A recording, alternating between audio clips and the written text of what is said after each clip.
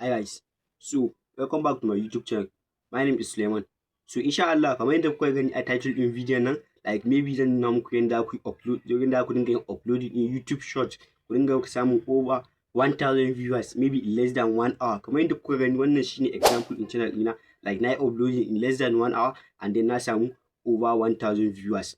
So for now dai kai ma yanzu maybe idan kana so ka fara samun kuɗi da YouTube, like maybe idan ka kai wani limit ka kai 4000 watch hours and then 1000 subscribers, like definitely YouTube za ta fara biyan ka every 1000 viewers. So in this video, like zan nuna muku yadda aka bi uploading in wannan video. Maybe duk video da kai creating, like ya kamata ka ce a ce ka san wa'innan settings din da aka yi, ya kamata a ce ka san hacks din da aka yi, maybe ka yi uploading in YouTube video ɗinka.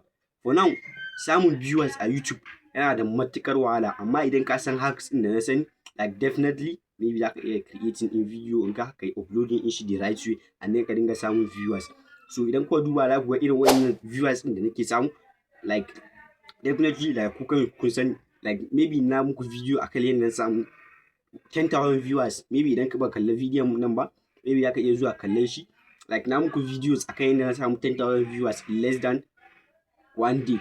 In less than one day, like na samu 10,000 viewers, over 10,000 viewers.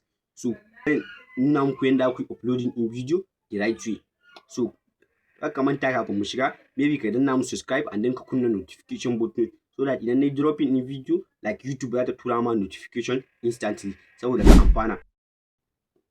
So guys, kamar yadda kuka sani uploading in video a YouTube, like shine the best abin da ya kamata a ce kai focusing in 2026 nan. Maybe kafin 2026 nan definitely in Allah ya taimake ka, like YouTube za ta dinga biyan ka. Like YouTube waje ne daga idan kana mata aiki kana uploading in video, like za ta dinga biyan ka albashi, and then every month, like the more kana aiki the more albashin ka yana karuwa. So shi yasa na deciding na zo na nuna muku yadda ku dinga uploading in YouTube short kuna samun a lot of viewers ba tare da ɓata lokaci ba. Like bara na nuna muku yadda ku dinga yin uploading in video ɗin nan. So guys, abu na farko da aka yi a YouTube studio ɗinka, maybe bayan ka shiga YouTube studio ɗinka, like daga sama, like za ka ga click button, like wannan button ɗin, like bayan ka ga wannan button ɗin, definitely like za ka yi clicking in shi like this. So idan kai clicking in shi like this, maybe za ka zaɓa video da kake so. Let's say example this one.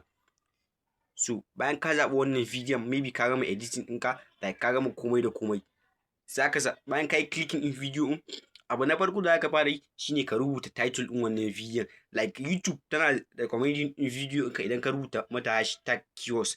Maybe for example, like kun ga wannan video, maybe za mu ce video ƙwallo ne, maybe za ka rubuta football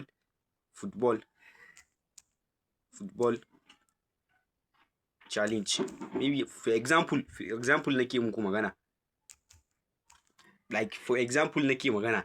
So abin da zaka fara yi na farko, like maybe a saman nan, like abin da zaka yi yanda zaka rubuta hashtag ɗinka, maybe yanda zaka rubuta hashtag ɗinka, like ka rubuta shi a saman nan. Normally ne zaka yi clicking ɗin wannan nan daga ƙasa inda aka ce description, like baka nan maybe ka zo ka rubuta hashtag ɗinka. A short ana sa description. So idan baka sani ba, like abin da aka fara yi kenan, maybe ka zo ka rubuta, maybe ka sa hashtag, maybe ka sa short haka, ka sa short. So bayan ka gani like ka sa short haka, maybe ka ƙara sa hashtag ɗinka, maybe ka sa hashtag, maybe ka sa football. Like kakka wani cika hashtag da yawa, kakka cika wani hashtag, like sai ka fita, sai ka dawo nan inda aka ce attribute, sai ka zo daga nan za ka ga maybe tags, like daga nan maybe ka ga tags haka. So like daga nan, like shine yanda ka dinga sa hashtag ɗinka, like maybe video ɗinka suna tafiya viral. So daga nan maybe idan ka sa maybe short haka, like idan kai clicking ɗin haka, so kun ga already hashtag ɗin nan ya riga da ya uploading, like ya yi appearing. Like maybe za ka ƙara rubuta wani hashtag, maybe ka sa football. So normally kun ga video like kamar akan ƙwallo ne, like normally haka za ku yi. So sai ka ƙara fita, sai ka yi selecting ɗin, kafin ka fita sai ka yi selecting ɗin nan inda aka ce category, like video ɗinka akan me yake magana, akan game ne normally, like football is akan game ne ko kuma menene. Like normally video nan like za ku ga kamar akan sports ne, like za ka yi clicking in sports. So akan duk wani akan niche ɗinka ne, maybe za ka dinka zuwa kana adding category ɗin nan. So akan niche ɗinka ne, like normally kar ka je ka yi wani shirme. So and then daga nan maybe za ka ga select audience. Like wannan abun, like wannan yana da matukar muhimmanci.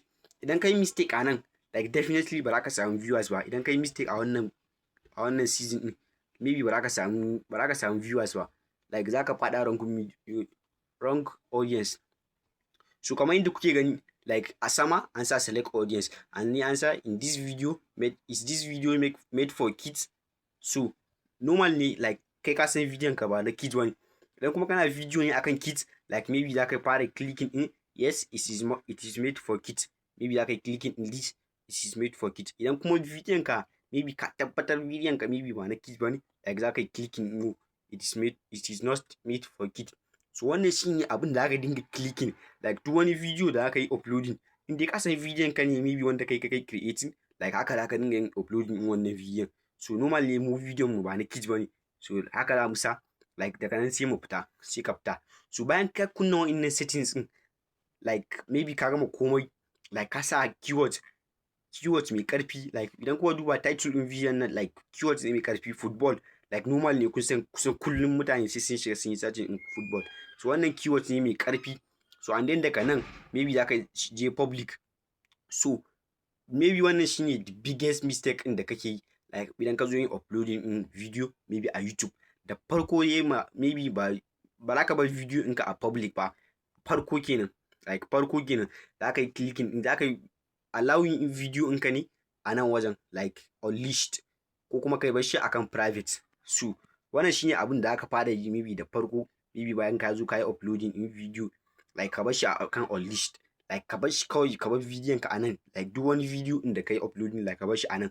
So after ka yi realizing in time din da mutanen da suke, time din da viewers ɗinka suke yawa online, like time din da viewers ɗinka suke shiga YouTube, like suna kallon video, like maybe sai ka zo sai ka selecting in, bayan ka yi sai ka fara yin unleashed in wannan video, and then daga nan sai ka yi clicking in upload video. So daga nan za ka yi clicking upload video, daga nan short din yana uploading. So idan kuka duba, like zan nuna muku from step by step ne, like from A to Z. Daga nan like za ku ga video yana uploading, like yana processing while highlight short. So za ku gani ya sha 3 minutes left. So a wani daɗewa zai yi ba, za ku gani, ba za ku gani yanzu nan zai yi, na nuna muku abin da za ku kunna. So wannan shine the biggest mistake in da kuke yi wajen uploading. Maybe kawai kai kana tunanin idan kai uploading in video, like kawai YouTube za ta tura ma shi, amma sai ka kunna wasu keyword. So wayannan su ne abubuwan da za ku kunna, ku changes in shi, ku yi applying in shi akan YouTube channel ɗinku.